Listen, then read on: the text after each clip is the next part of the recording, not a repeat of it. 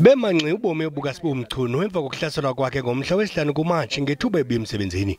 Wathi xa ivala isango amadoda ezimele etyholweni avulela ngembumbulo. Wasinda kolo dubulo. Uthi usazifumana izigrogriso kwaye akakwazi nokubuyela emsebenzini.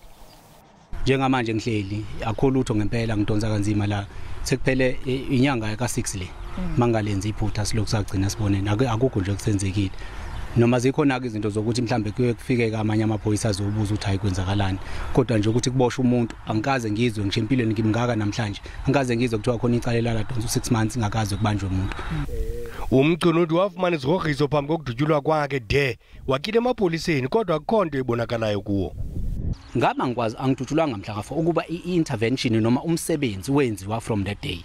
So kuze kufikelela la ubudedengu bamaphoyisa hayi ukuthi wonke amaphoyisa epolice station yaseCamperdown mhlambe awasebenzi.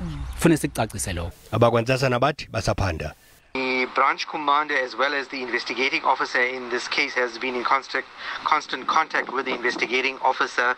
Even last week they were in touch with him as there is certain information that he needs to provide the investigating officer to assist in the investigation. Ngoko basemfuthweni olwazi kwiANC ukuhlaselwa kukaMchunu kungenzeka kunento kwenza namadaba ngaphakathi embuthweni.